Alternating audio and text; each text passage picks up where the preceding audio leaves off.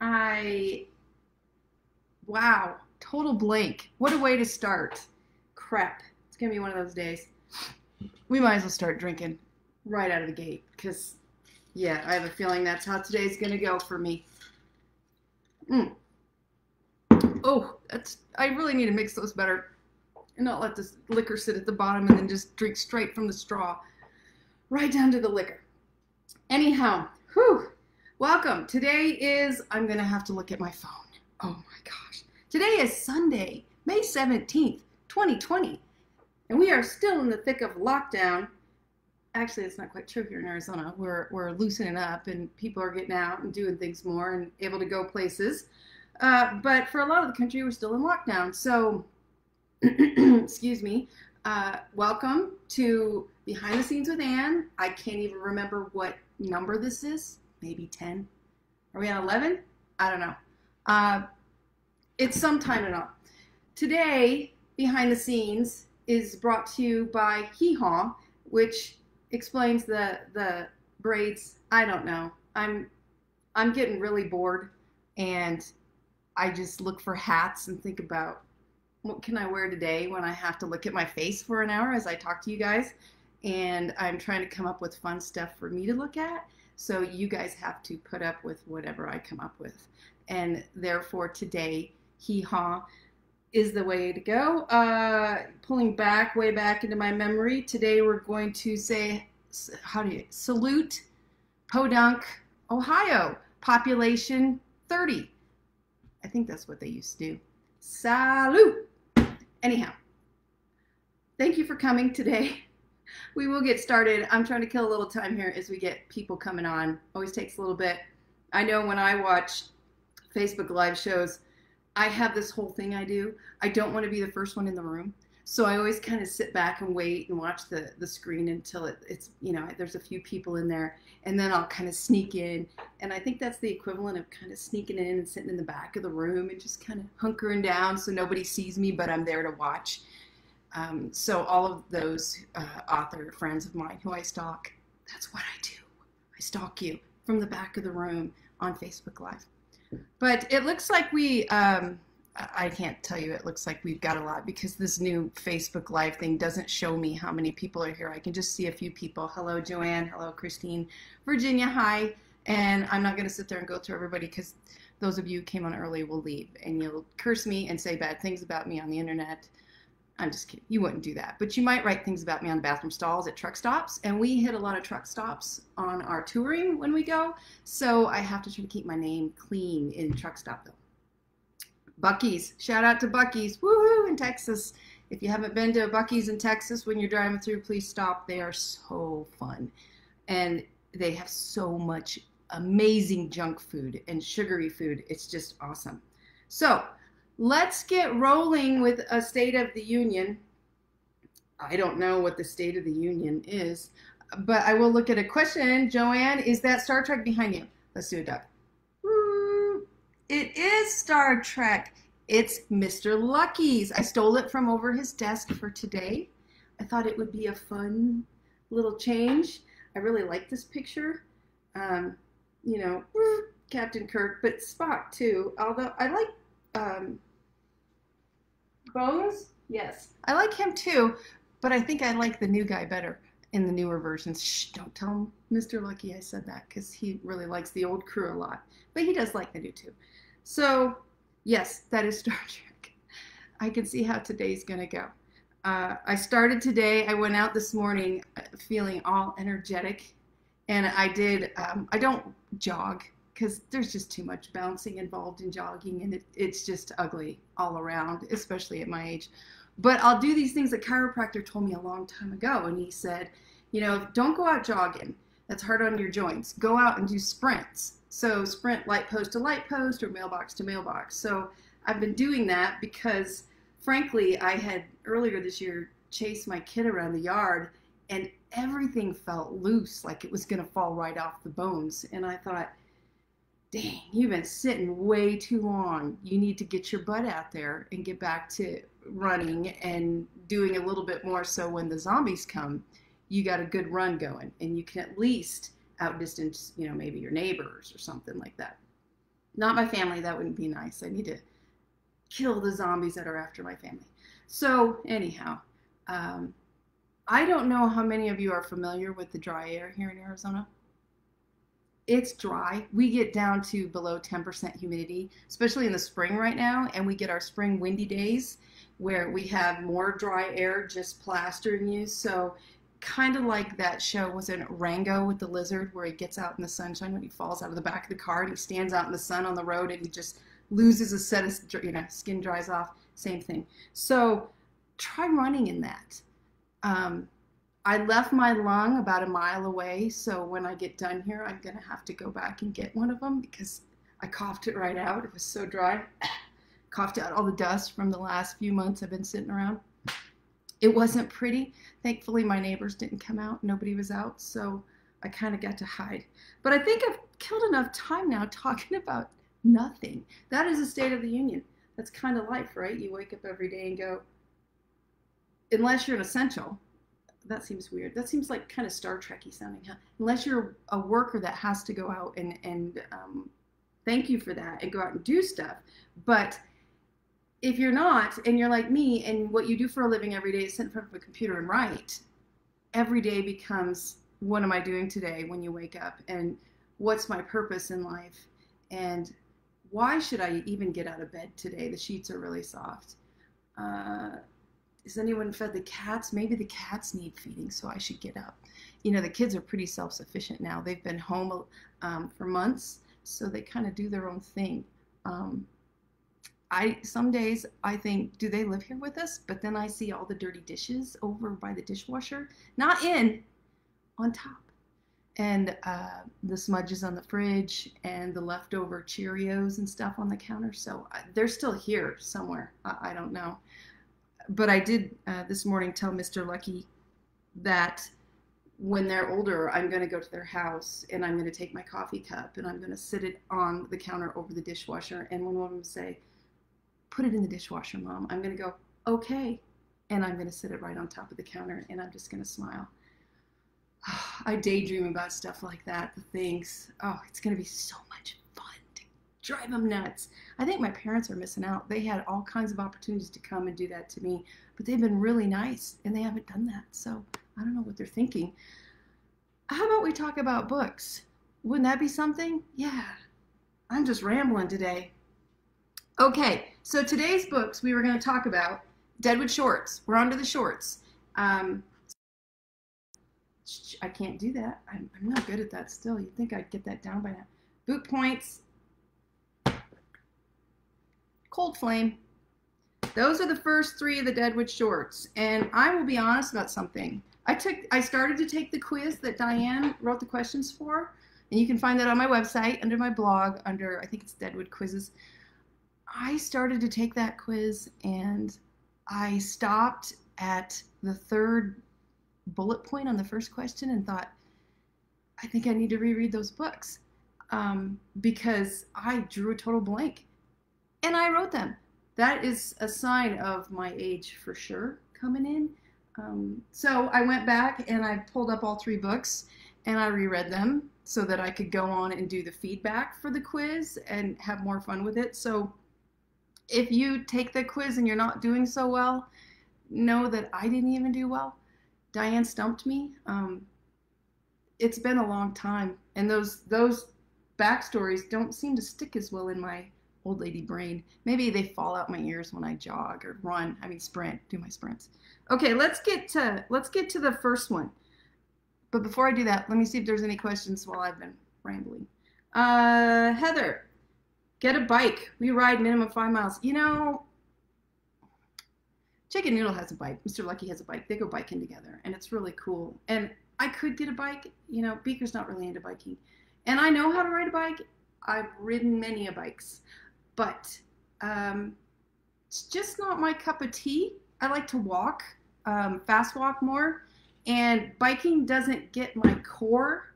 It doesn't make me cough up a lung like doing sprints will. It doesn't strengthen my the jigglies as much as running does, because running will tighten everything up. Because when I run, It's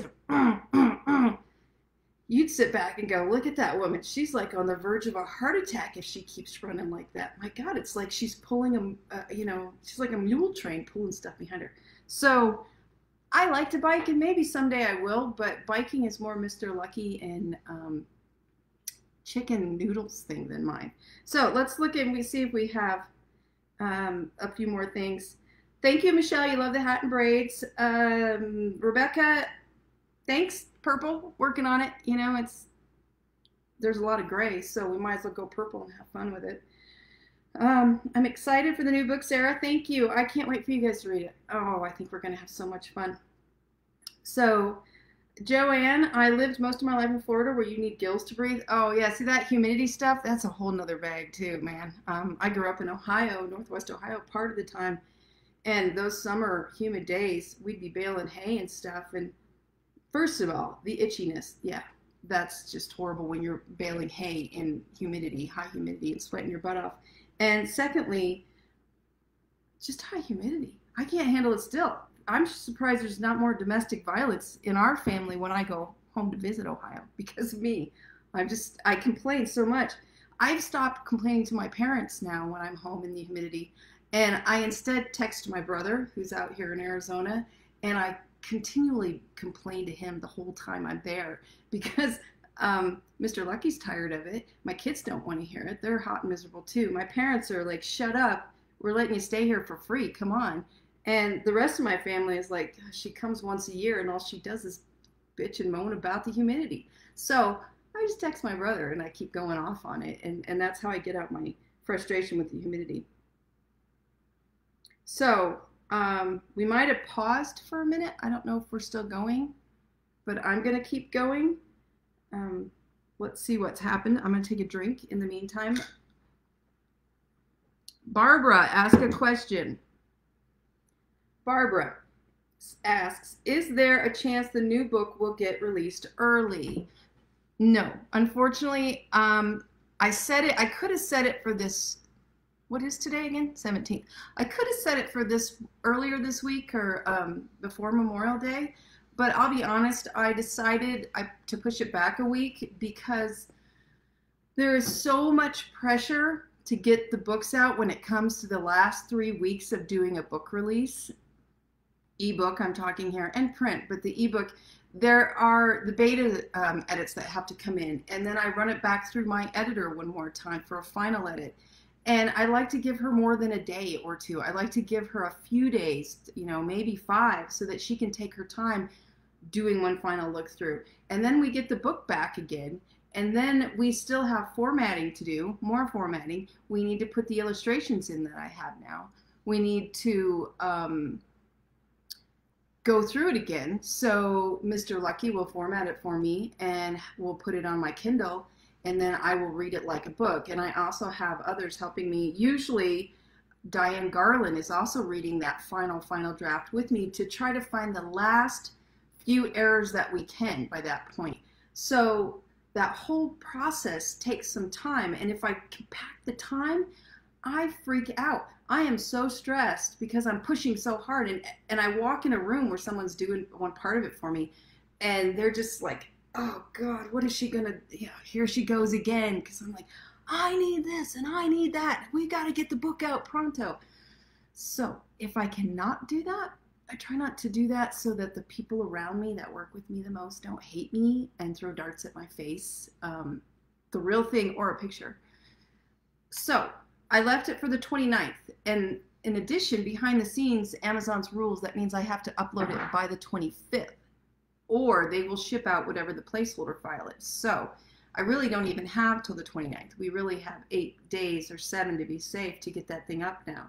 So it's not going to come early just because I want to put it through all the process before we release so that it can be the best it can be when it goes live.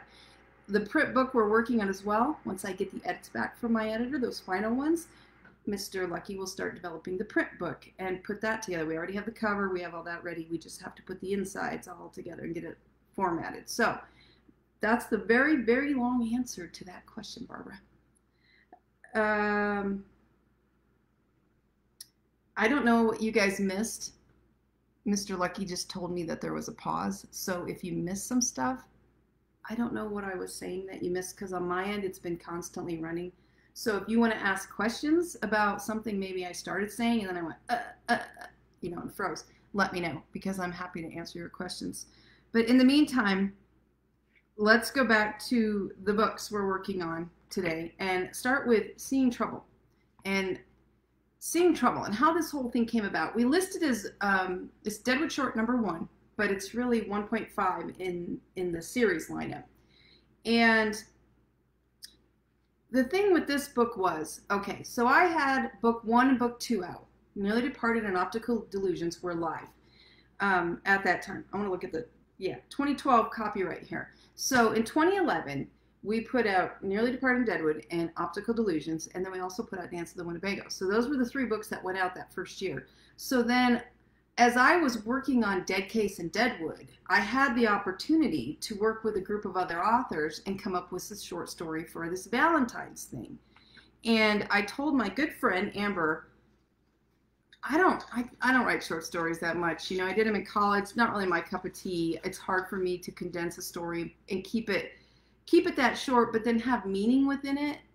That's just not my favorite thing to do.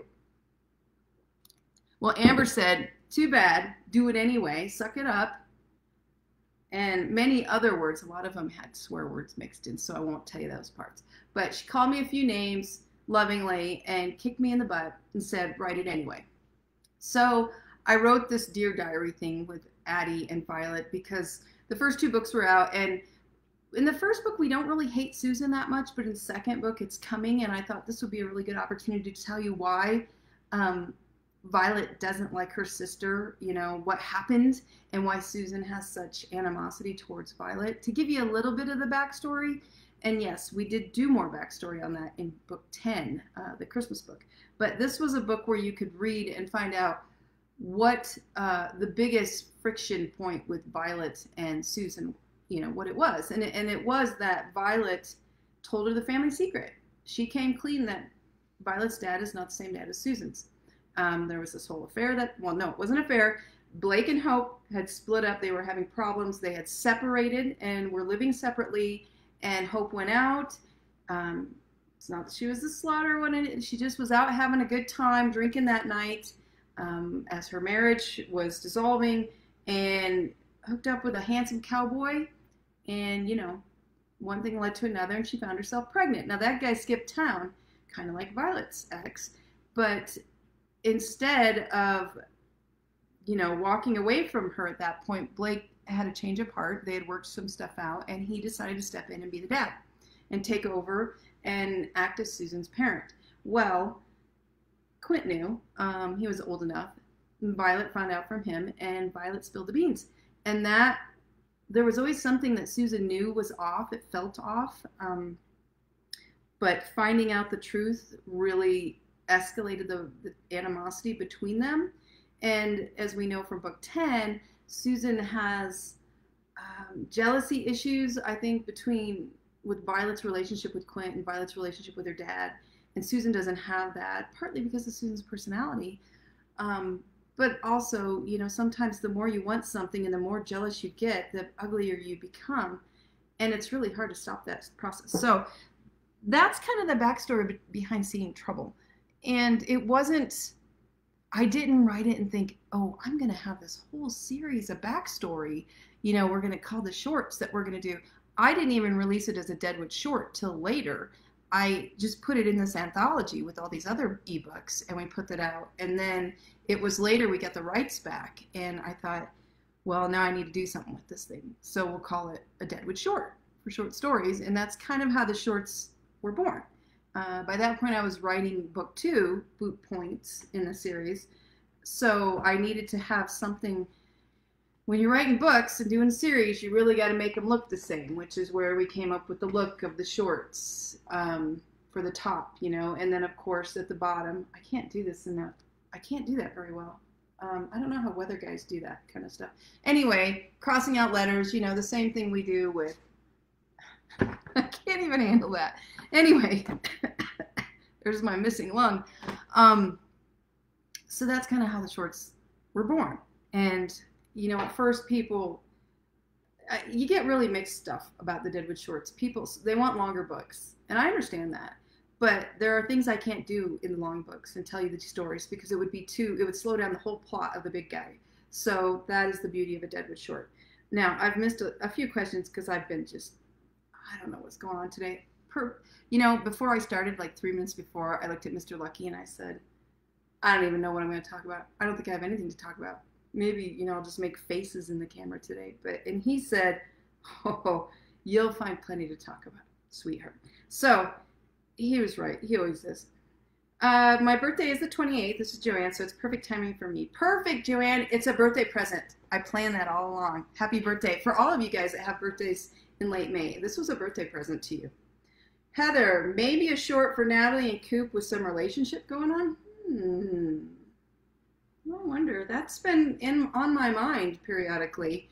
I'm always trying to figure out ways to tell the story, the backstory, because we're in Violet's point of view, and that makes it a struggle.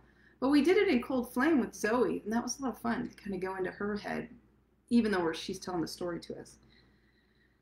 Christina, what inspired you to do the shorts? I think I answered that while I was rattling on, Christina. So if you have another question related to that, with what I blabbed about, feel free to ask me.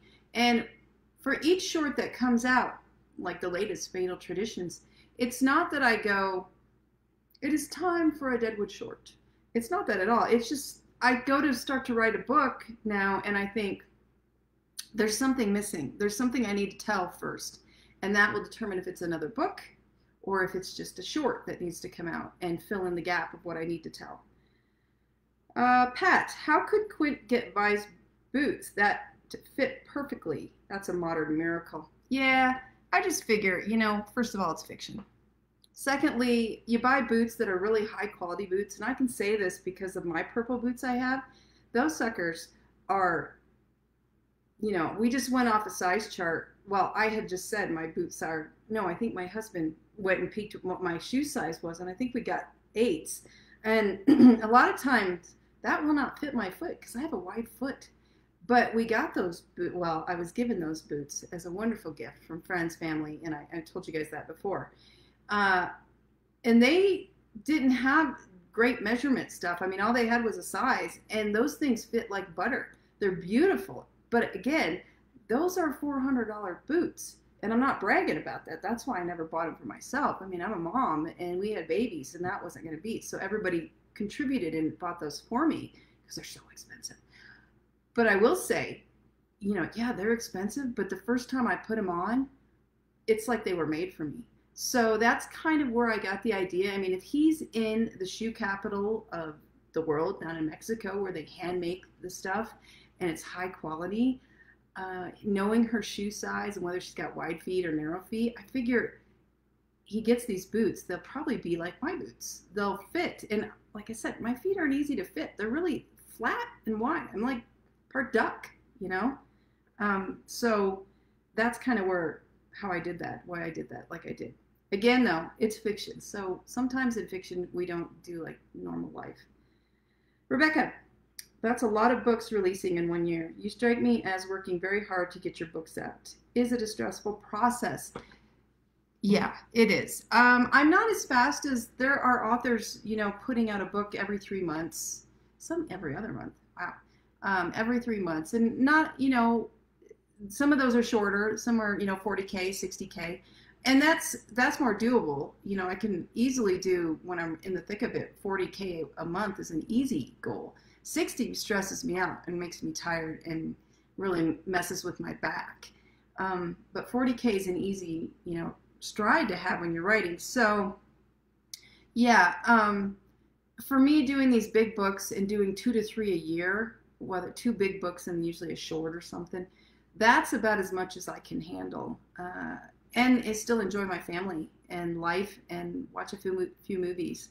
So, the stress comes in not so much the writing. That's the wonderful part because you get to escape, and especially before anybody's reading it, when it's just the very first draft, it's so much fun because there's no editors in my ear besides my own editor. But after, the whole month of editing process, is often feels like being in the movie The Birds and being pecked to death by a mass of birds coming down on you. By the time you hit to the release button, when you're ready to finally go after edit after edit after edit, it's usually, I always talk about hiding under the bed. I usually hide under the bed because I'm really tired of being henpecked, which is a wonderful thing. It's what the editors and the betas and everybody's doing to help. And I know that. We all know that. Writers know we're getting helped. But that doesn't change it from feeling after a month of it like if somebody critiques me on the way I fill the dishwasher, I might just lose my mind and start throwing knives around the house. That kind of a feeling comes on. Not to say I don't appreciate all my editors and, my editor and the first draft crew and the beta crew immensely because they help clean up my mess. But the whole process, and then there's let's release it, and then let's start getting reviews, and then let's not read reviews because they can really mess with your head. So good or bad, reviews are just trouble. So overall, it's really stressful, and the best time for me as an author is when I'm in the thick of creating, when I don't have, maybe just the first draft crew is reading a chapter or two. But I don't even give them the chapters until I get about 5 or 6 chapters in. I make them wait because I want the freedom to write those first 5 chapters and not have anyone know what I wrote or what's going on. And just, it's like my little gem, oh, nobody look at this thing I'm creating yet. So again, that was a very long answer to your question. And I blame the tequila drink I'm drinking. Kimberly, I love the shorts. Thank you, Kimberly. I'm glad you like them. I get people that will write me and say, when are you going to write another full book? Not one of those shorts. I want a full book. And I thank them for wanting a full book, and that's wonderful. But it always does feel like a little chihuahua just bit me on the shin a little bit, Doc needs a short, Kimberly says. That's fun. Yeah, I know. I've thought about that, and I've talked to Doc about that and said, we really need to know where the heck you came from. I mean, we know he was back east dabbling, and we know he was raised in Colorado. But that man is a mystery, and he just won't open up. I guess it's time to get the thumb screws out and start working on him because he's just trouble that way. He likes to have his privacy. Probably comes from years of shielding himself from any people that knew about what he could do or sensed what he could do, I'm sure. Raylene says Harvey needs a short. Harvey needs like a whole little series of shorts. I mean, we could just do Harvey stuff and all the adventures he's been on, because that guy's been on some crazy adventures. A lot of them seem to have to do with Nevada chicken ranches too. He always seems to have another story about some hottie from Nevada that brings up some memory. Barbara says the shorts help us get information needed to fill the gaps. That is true, and that is their purpose, and that's what I like about them, is it lets me fill in gaps. And then when I write the big books, people will say, well, when did we learn about those boots? And I'll say, well, have you read Boot Points? Oh, no. Well, you go read the Boot Points or whatever. So let's see. Will Violet ever tell the kids about their dad? That's from Barbara. Well, it seems like it's getting to where Rex is pushing the issue with blackmail. So we'll see. Those kids are still at a pretty young age, a very troubling age to where, well, let's be honest, as teenagers, as they come into teenager, it's not like it gets any better emotionally. But that's I don't know if you've known anyone that's been in a situation similar to that, but I've known some people, and I've also known women who have kids, and the father, they know they have a father, and that father is a piece of crap. He won't own up to it. He won't pay child support. Not that, I know there's arguments back and forth. He doesn't want to be a father. He just, he was there at the start, and it causes so many emotional problems for children. always, growing up, I had friends like that. And I always felt fortunate that even though my parents were divorced and each had remarried, I was fortunate to have two sets of parents that loved me, not just one set of parents.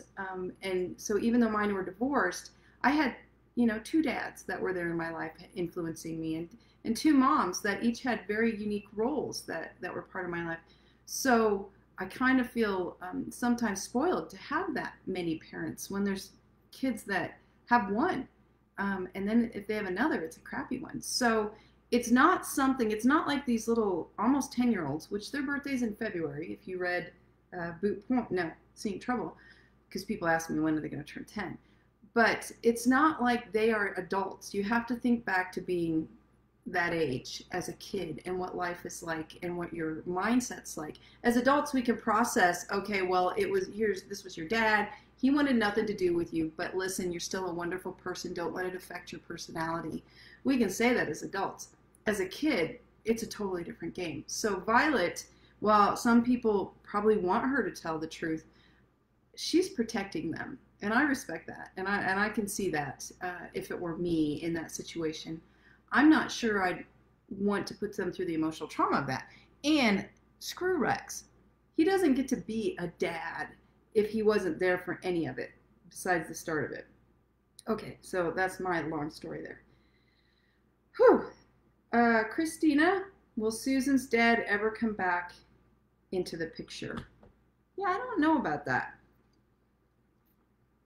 I'm thinking for a second.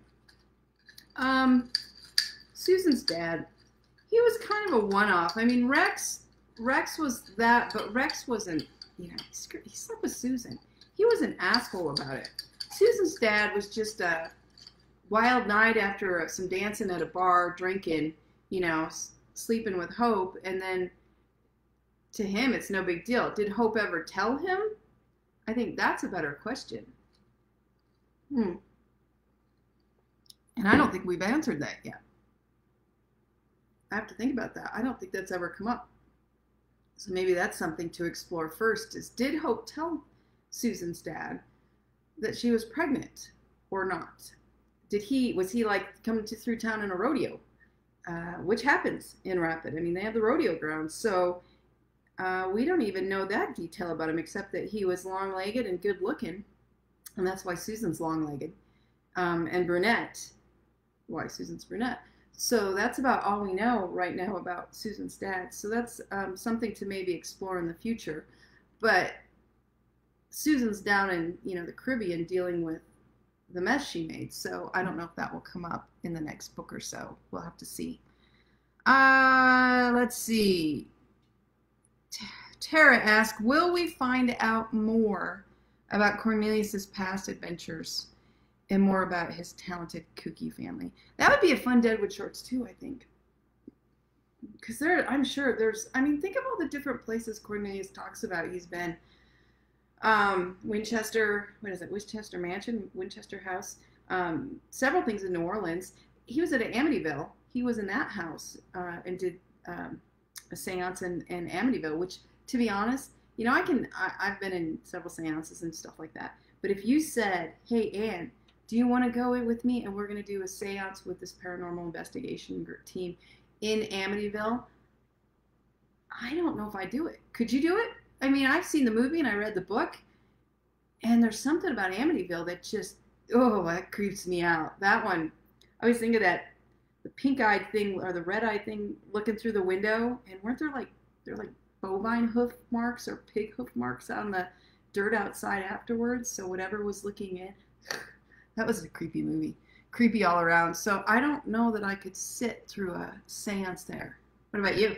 Could you do a seance there or like a haunted prison? I've been to Alcatraz, on the tour, but it was daytime, so it wasn't real spooky. It was just kind of cool, shadowy, and lots of cobwebs. But I don't know, man. Some of these people that, it's like riding those extreme roller coasters, which I used to love, but now it makes my head go a little too much. And if I ride with my kid now, I freak out because I'm like, what was I thinking bringing my child on this killer machine? They're not gonna last. Oh my God. They're going to say she was the worst mom ever. She put her little 10-year-old child on a roller coaster. Yeah, that happened with Beaker. He was just tall enough to get on one of the Cedar Point amusement park big coasters with me. So I took him, and the whole time I spent with my hand like this over him, locked onto his seat as a bar across him, holding him into that seat as we spun and went upside down and did all this stuff, and held his head back at the same time because he's not strong enough to hold your head back. I'd forgotten about that. You gotta be strong enough. So the whole, 3 minutes felt like 30 minutes of hell as I just sat there holding my child in his seat and freaking out about what was I thinking. This was the stupidest thing ever. Ah! We went upside down. Just sit still. You got it, Beaker. So anyhow, I don't even know where I got off to go off on that thing. But yeah, haunted houses. That's kind of like what Amityville would be for me. The whole time I'd be sitting there thinking, there's a demon getting inside me. I'm so screwed. I've got a demon that's in me now. All right. Let's go on for that. But yes, Cornelius's past adventures would be really fun for a Deadwood short. I agree. We need a cookbook with Harvey and Zoe's recipes. I know, right?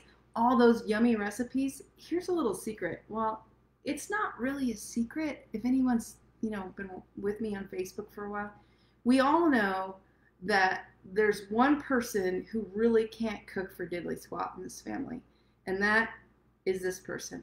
So I kind of need instructions for boiling eggs again. Now, the weird thing is, so some of you know, I was married before, and I was the cook in that relationship.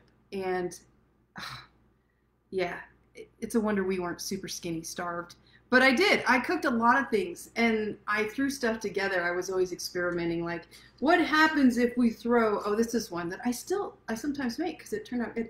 What happens if we throw some chicken breasts and we slice them really thin, and we put apples in there, and we cook the apples down with them, and then we also put some cinnamon sugar and basically take an apple pie and put sliced up chicken breast in it, and we'll call it, I don't know, apple pie chicken. Let's try that, and make sure we have plenty of brown sugar to coat everything really good. You won't even notice how dry the chicken is then. So yeah, I would do stuff like that. One of my things, Mr.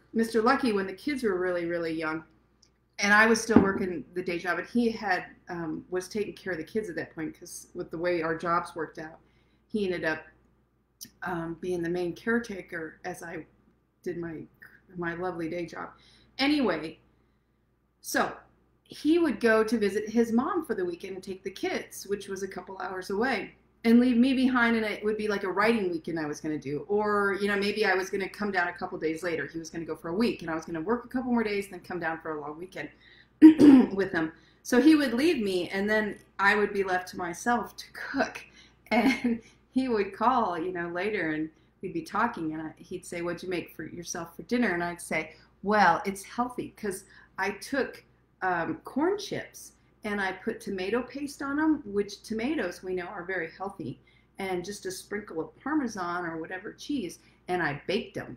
And then I had a can of green beans with those. So it was a pretty healthy meal.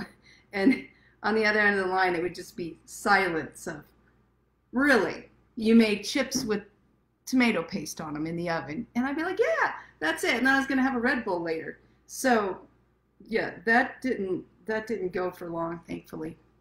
But so a cookbook, to get back to that, when I pull these recipes out, what I do is, it's not like I say, oh, here is my grandma's recipe. Although at times, whiskey slush is something my stepmom always had at New Year's for us when we were younger. That doesn't sound good. It's not like she encouraged whiskey. We actually didn't get to have whiskey in with the slush. We just got to have the slush with like 7-Up.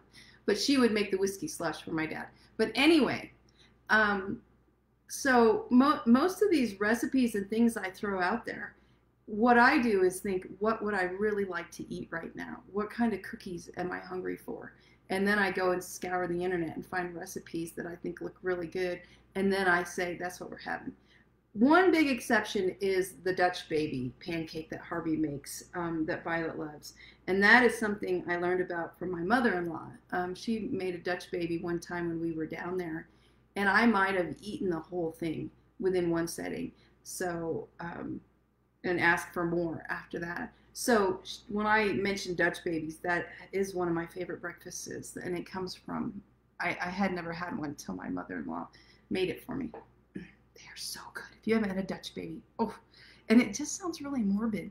You know, you think of a pudgy little cute baby, and that's what you're eating, but it's not a pudgy baby. That's not, what was that, Soylent Green? That book?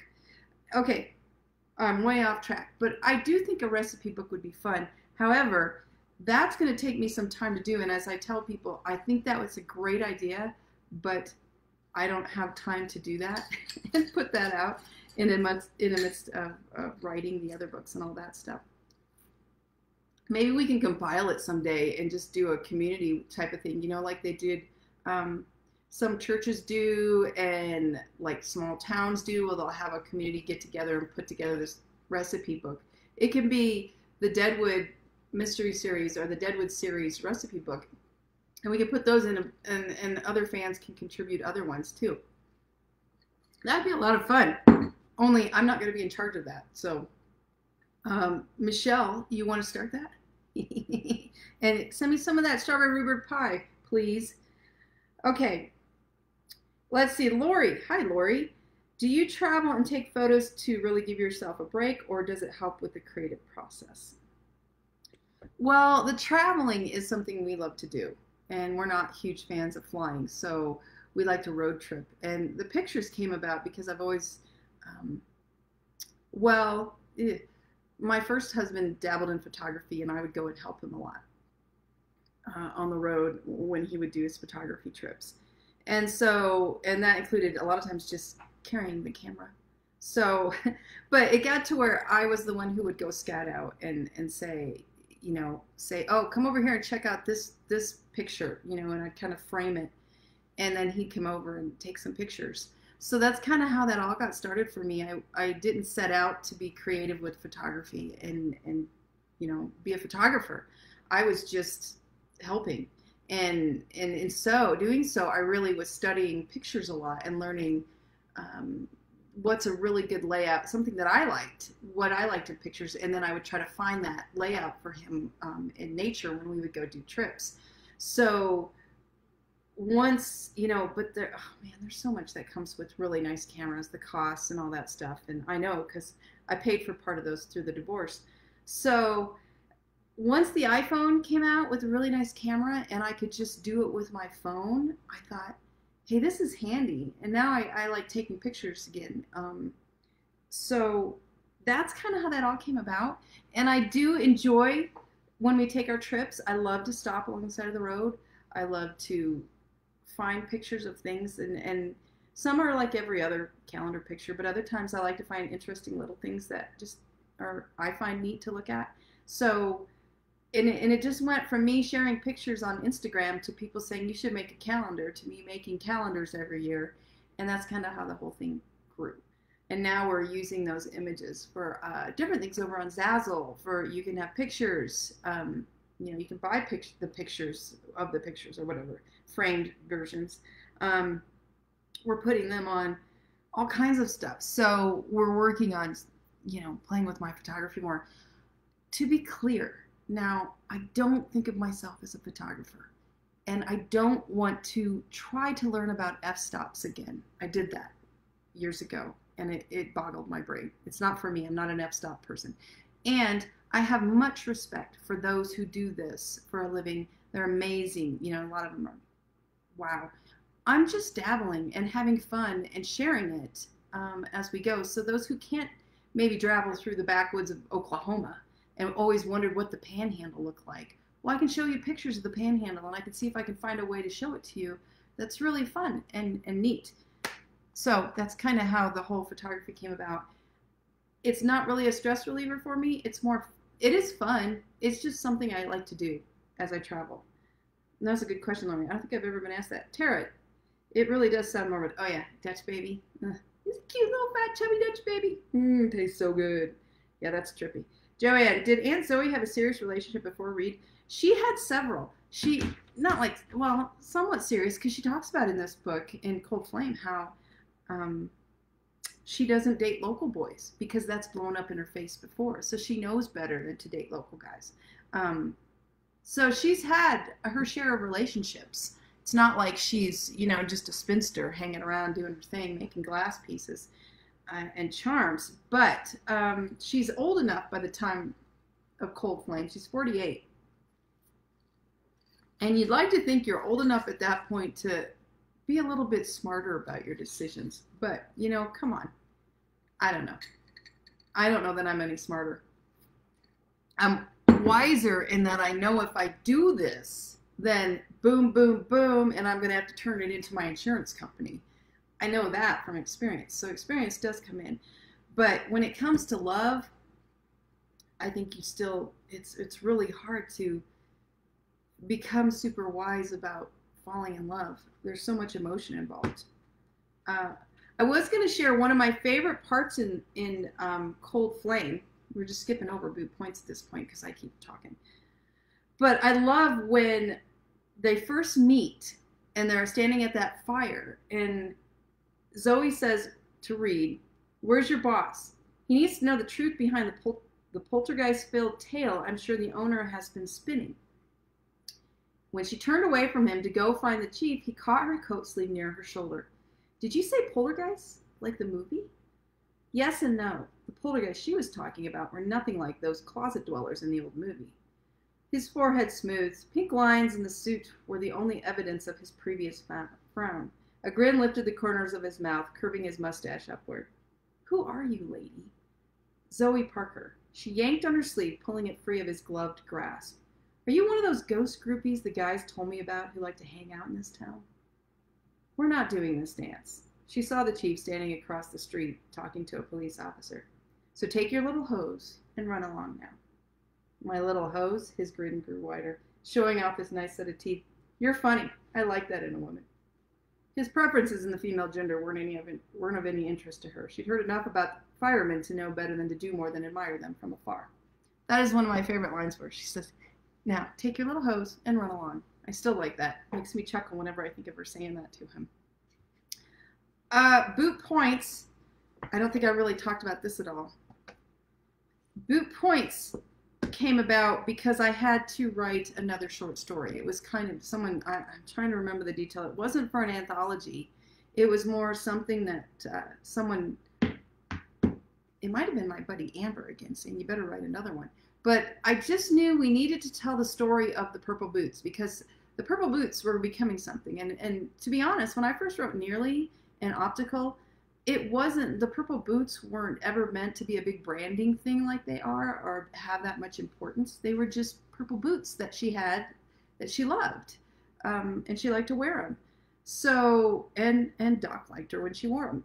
So I kind of felt like, okay, I think we need to have a story about the boots because they're becoming, a branding thing for this Deadwood series. I'm starting to put purple boots on everything when I put books out. So that was really the story, how this all came about with boot points or, moot points, boot points. And it's not really about the boots, which is how the story ends. It came from wanting to share more and give those boots kind of a character of their own, a backstory of their own to how they all came. And I just like the idea of them roaming around the house as she's trying to find that, as she tells a story, as you're looking for something. Let me look. Joanne, oh yeah, I answered that one. Pat, I assume Zoe's romance with Reed was many years ago, not just 5. No, it was just 5. It really wasn't that long ago. It was long enough that, it's not such a sore spot anymore. But it was still semi-recent enough to still burn when she sees him. And he really was her last serious relationship. She's dated a few times since, but because of Reed, she's been very careful not to get her heart involved again. And Reed does have a kid. He has a son, and I can't remember which book we learned that in, but it's in, I think it's in one of the main books. I'd have to bug Diane Garland and look through her notes to see, but he has a son, and that was part of his thing with getting divorced, was he was not only dealing with a very angry ex, he had a kid that he was, that was in the mix of this divorce. So it was an ugly divorce all around, and he was very wary of starting up another relationship. Oh, Raylene. Hi, Raylene. Did you write a book when you were with your first husband? And what is it if you did? I did. I started writing when I was still with him. And it's the very first book I ever wrote. And, oh, shucks. I almost had the name. Oh, I can't remember the name of it. I still have it. I hand wrote that one. It's on notebook paper. It's a romance because I started trying to write romances. That was the first thing I wrote. And the hero is a ex-hockey player who is now a manager, or he owns a team. I can't remember. It's one of those Harlequin little white books styled after that. And the heroine is a second grade school teacher in town, or in the city. So I wrote that story, and it was kind of built to be one of those Harlequin romances. Unfortunately, it's really not the international Greek tycoon type of thing that so many of those little white books have for heroes. But I sent that off, and Harlequin rejected me, but very nicely. They told me to keep trying, that I showed potential, so I didn't give up. But will that book ever see the light of day? No. Sometimes I dig it out when I'm out in my office and I read it, and I scan. Well, I don't read the whole thing. I kind of scan just to see how it all started. But so I wrote that one, and then I actually wrote the first version of Look What the Wind Blew In, which I titled back then Jungle Fever. And I wrote Jungle Fever still while I was in that first marriage. And was with my critique group, which includes Jackie Rogers, many of you know back then. And that book, we hired a lady who was a writer to go through our books and kind of edit them and show us, where we were weak and what we could do. And of the four of us in our critique group, I think I had the most lines, and she hated my book, and she just ripped it apart. Tore me a new one, just thoroughly, and then kicked me while I was down too. I still know that lady's name. I don't think she's written any more books. And I thought, man, wow, it's like, it felt even personal. Maybe she didn't like me, but probably not. It just really was painful, and it was my indoctrination. Am I saying that right? It was the first time I'd really been thoroughly edited by someone that wasn't family. And amazingly, I didn't stop after that. I should have probably just picked up my heart, all the pieces, and brushed off my pride and said, forget it. But there's this part of me that wanted to keep trying and do better and make her kind of eat her edits or eat her words. That doesn't make much sense. I'm back to eating and Dutch babies again in my mind. But anyway, I kept going in spite of that. So it's a story a lot of times I'll tell newer writers that I talk to and say, listen, don't let it get you. You're going to get edited, and sometimes it's going to be brutal, but don't let it get you. You learn from it what you can. So anyway, that is that book. And it is pretty, no, that was the first version of, Jungle Fever. And it really did need some help. It was pretty bad. But I since revised that book 3 or 4 times before it went live as Look What the Wind Blew In, and cleaned it up so much. It was a really good learning tool for me. But I still, see, that's probably why the whole editing thing is still so stressful from that first get-go. I'm scarred. Oh, whatever. Let's see. Joanne. Hi, Joanne. Or not Joanne. Jan. Hi, Jan. Has Hawk been married? Oh, that's a really good question. I don't think so. I don't think there's been any mention of it so far. And I think that if he'd had a marriage in his past, it would have come out by now, out of that dark area in my head where it all comes out from. But because it seems like there's this one time when Violet insults him and says something about, do you even know any women? Have you ever been around any women? And then she says, and I'm not talking about your mom. And he just, I had a sister or something like that, it seems like. But we get, from that, we know that there's not been an ex-wife, at least that he'd ever want to talk about.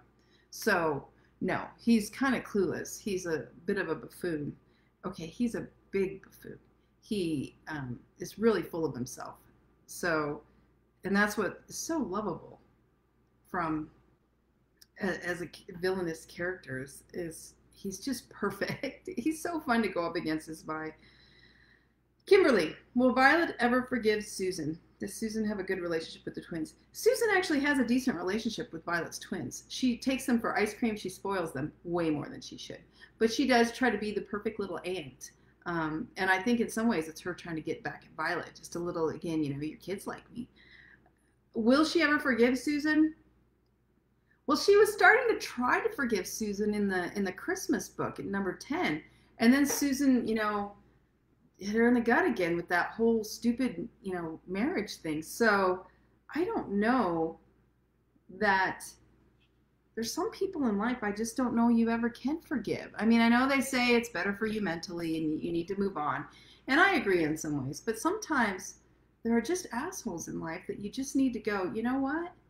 I just don't need you. I don't want you in here. You're poison. You cause me grief. And so I don't know. We'll have to see as the show goes on. Or the series, I should say, goes on and see what happens. Let me see. I'm reading on another little thread through my help here. Tara, maybe we have a contest for recipes. That's a good idea. That's fun. Joanne loves my photos. Thank you. She loves the mugs on Zazzle. Thank you, Tara. Sarah, you dabble beautifully. Thank you. Indoctrination. Thank you, Joanne. I'm glad she didn't scare you off. That was Sarah about the editor. And Reed's son was from number 4, Better Off. That's what Diane said. So see, I knew we mentioned it somewhere. Sometimes I think these might just be in my head. But I usually try to do that. So good. Now we know he has a son.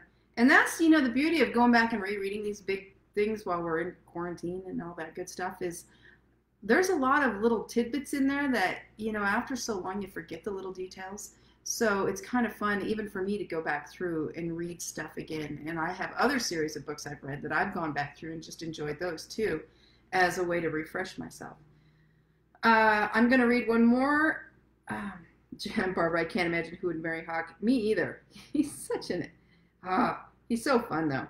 I'm going to announce the winner here shortly for the mug. I just want to look and see if I've got caught up on other stuff. Christina, after we move through the shorts, what book series will you do next for these talks? I don't know. I figured I'd see what you guys want to do. I mean, maybe we could talk about the Undertaker series since we're still in Deadwood. We could go into those a little bit. I also thought, okay, so next weekend we will do the Deadwood shorts, Tequila in Time and Fatal Traditions. We'll do the last 2 shorts. And then the weekend after that, the Saturday after that, we'll have released the new book on Friday, the 29th. So it'll be like the 30th. So I thought maybe the 30th or the 31st, we just have a release party.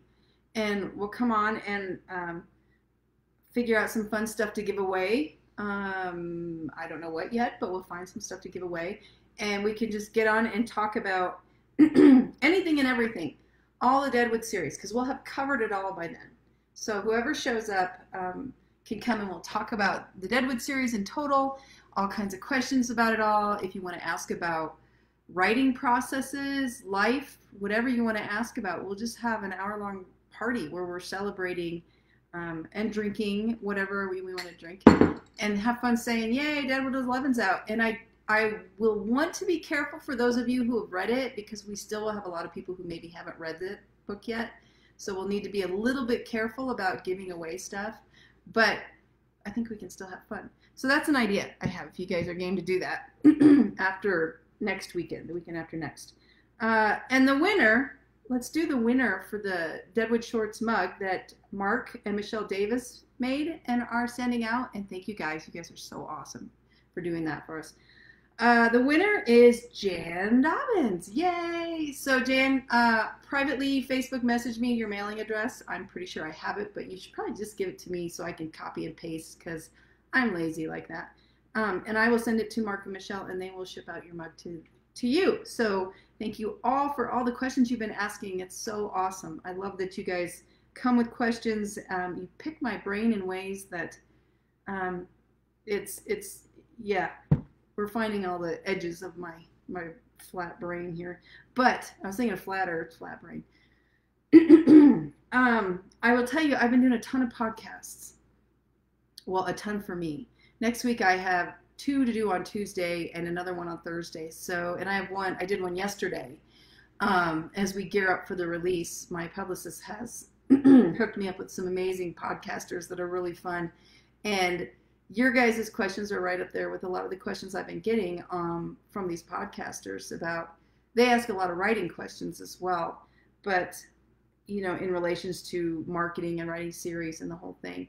But you guys are so good when we do these every week with coming up with some really fun questions about the stories. And it's great for me because it keeps my mind in the Deadwood series, in the whole process.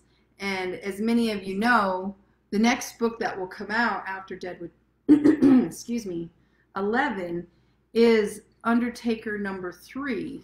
Can't write around it. So that's why I was thinking maybe we could talk about the Undertaker books. But then again, we might slow down too to once every 2 weeks or so, because I'm going to Deadwood at the end of July. And I thought it would be fun while I'm there, instead of to do book talks, maybe I'll walk around Deadwood and do some live video while I'm in Deadwood. I can sit there on the street. We can talk about, you know, here's this building, here's this, and show you guys some stuff from the street and do a little bit of live videoing that way. So I don't know what my signal strength will be like there, but usually I have plenty of bars when I'm in Deadwood. That almost sounds like bars in Deadwood. So that was an idea I had for a while we're out and about, and then maybe when we come back in July and we're settling in, we get back into doing these again every other week or so. So I don't bug you guys weekly, but I figure everybody's going to be busy in summer, even though some of us will still be kind of locked down. We're going to be busy doing stuff outside. Let's see. Let me go back and see if there's any other something from let's see. Reed said, Kimberly, the author editor, she should be eating her words now. You are awesome. Oh, thank you, Kimberly. Like I said, I don't even think she's writing anymore. You know, that burned and that hurt what she did. And it taught me to not be cocky and don't think that everything you write is amazing, because it's not necessarily. And as much as it knocked me down, it made me really determined to keep going and try and do this right. I was just sure I could figure it out one way or the other. It might take years, and it did, but it kept me, you know, gave me motivation. So in that way, it was a good thing.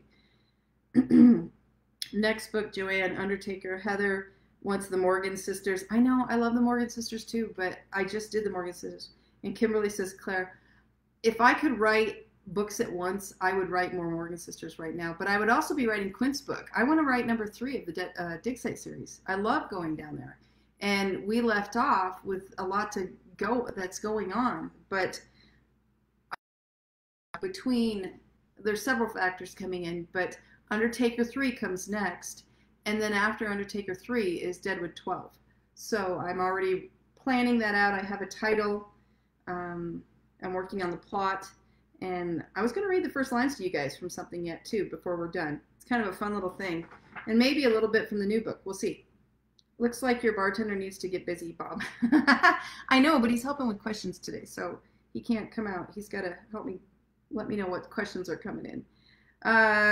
So I think, let's see if I got everything here. Joanne asked, didn't it come out that Susan had dreams of her and Rex taking the kids and being a family? I think she just dreams it. It's like her little sadistic thing. She saw herself with Violet's children and Rex and having this little family. It's delusional, not really necessarily a dream like the way Addie has dreamed. And I think we got paused again. Sorry for that. We're windy today in Arizona, and when we're windy, it means we break up a little bit. So if I miss something, let me know, and I can still go back and go and talk about that. Let's see. Let me look. So one thing I want to do, what do you guys want to do more? Should we read the first lines of all the different books? It's kind of fun, but I can save that for next time. Or should I read a little tidbit another little excerpt from the new book. What would you guys rather hear? Something from the new book or something, the first lines of all the books all read out loud at once? Let me see if I can catch up and find out what you guys think. I'm going to give you a moment to decide. Read the first lines from all the books and kind of talk about that, or read a little excerpt from the new book and share that with you. I'm going to take a drink while you're coming in with your decisions. I'm down to the bottom. You're right, Bob. Bob, next time you need to be here and filling up my drink for me, so we can do that. Bob says new book. I see that one come in. New book from Tara. New from Pat. Okay, I think I'm getting the feeling that we want to do a new book talk. So, I had Michelle Davis, who is one of my beta readers, go through and pick out a couple different potentials that I could read to you today. Again, I'm sorry about, I have to keep coughing and clearing my throat. Next time, instead of going for any kind of sprint thing ahead of time of this, I will sit on the couch and drink and eat chocolate. And that way we won't have any trouble with my voice. So, would you rather, let's see, I think I'll do this scene here. I have two to choose from.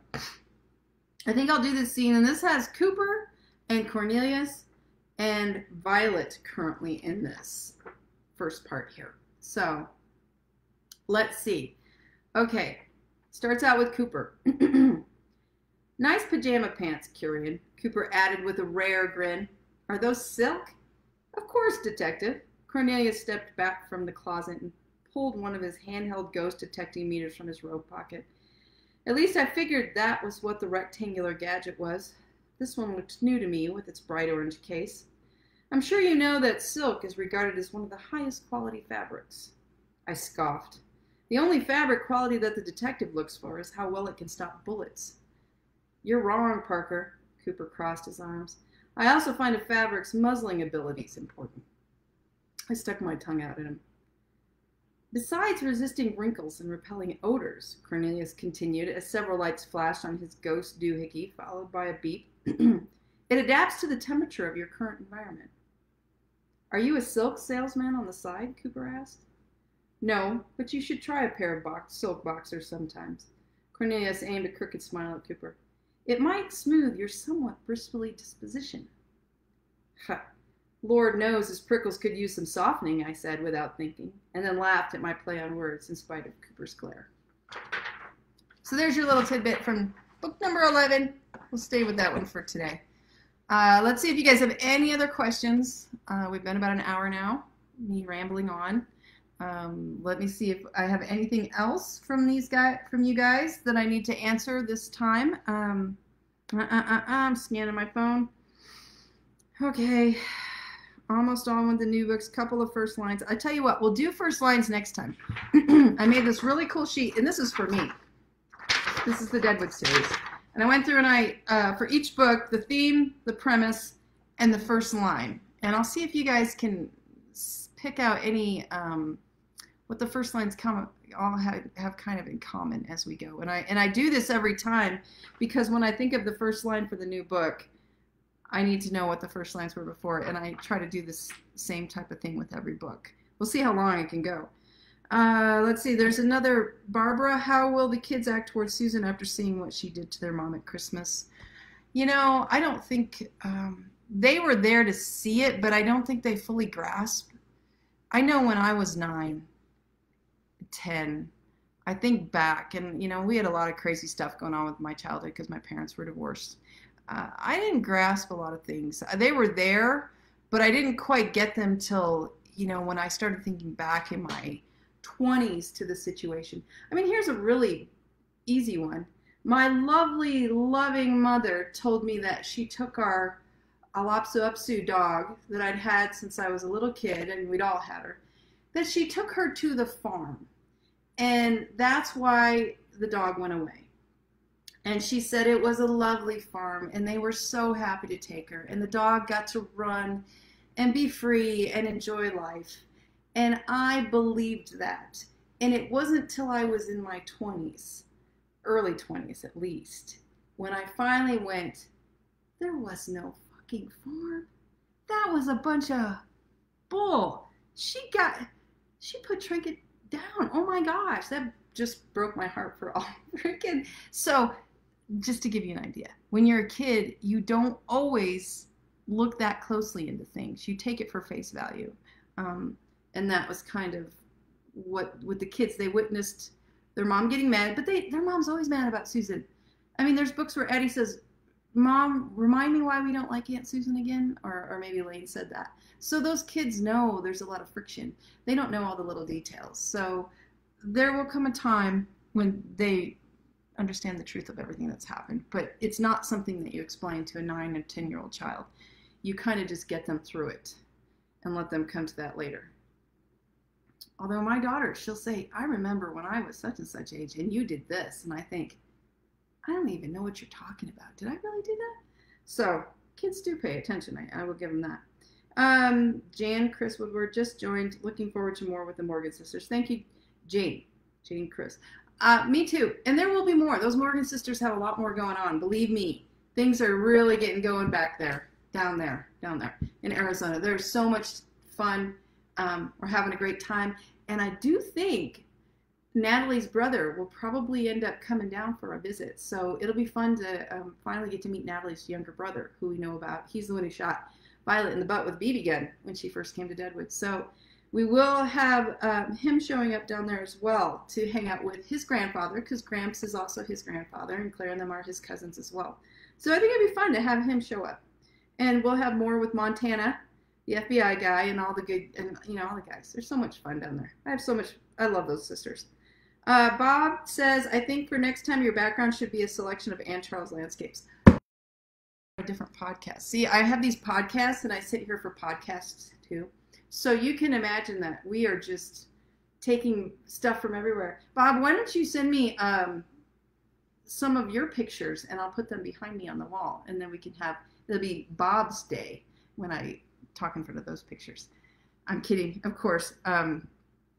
But we do have lots more pictures to come. I'm looking at those Star Trek right now. Let's see if there's anything more. I think we just about have talked about everything we can for now. I also can talk about next time we can go into, I have these wonderful pages worth of things to remember, questions from each book, threads and general questions to what, with book 8 that you end a book and you wonder about these things. It's always fun to go back and say, what about this? Whatever happened with this? And and just so you know, we keep on top of them. Like, there we go. That's just a few, and that's from book 11. So these are things I have to keep in mind when I'm writing 12 as I get going, and questions that need to be answered, threads that need to be pulled along, and everything that needs to be done. So I do try to keep that stuff in mind and answer some questions for you, but I won't guarantee that you will not walk away with even more questions, because that's part of the fun. As my mom says, every time I read one of your books, you answer some of my questions, but then you leave me with twice as many more. I don't think my mom really sounds like that. That was my voice for her. But I guess that's what I hear in my head. So it's part of the fun. There's more to come. And as long as you still have questions, then that means there's more story I need to write to you guys about. So if that is it, and I did remember to announce the winner, which I've screwed up in the past, and I think I did get the month right this time, Bob. I thank you all for coming. Lori, have you done a page or two of your favorite lines and why? I haven't done that. I could do that with every book, but boy, that's going to take me rereading the series, which I will be rereading again this summer as I get working on book 12, and I also work with Mr. Lucky on book 3 of the Undertaker series. So, and boy, there's so much fun stuff coming in the Undertaker series. You guys are going to want to read that. It's exciting. They're Clem and those guys, and Rabbit and Boone and Hank, they're having some really exciting times in the Old West. So anyhow, I hope you guys have a wonderful Sunday, and I will see you next weekend. I don't know if it'll be Saturday or Sunday. Let me look at what I've got. I think I might have another podcast to do, so I will probably try to schedule off that day. So until then, the next 2 books we're doing are Tequila and Time, which was so much fun, one of my favorite and Fatal Traditions. So we'll be doing those 2 books and talking about any questions you have for those, as well as more about everything in general, life. Me still trying to run. It's going to be sad. Let's hope none of the neighbors take videos. Sandra, I'm glad you love the Undertaker series. I do too. I love working with Mr. Lucky. It's so much fun coming up with these stories together, and it's like another child for us. And 2 physical ones are enough because we can't do more. I mean, come on, we're doing the dishwasher once a day. That's crazy stuff. We shouldn't have once a day worth of dishes. Anyhow. All right, you guys. Thank you for coming by. Thanks for drinking with me and on all the fun stuff we did. And I forgot, Chicken Noodle had me bring him. I forgot to say hello from him. So, or I guess it's her, Elvis. Anyway, Elvis and I say goodbye to you, and we will see you next week. Thanks for coming. Bye.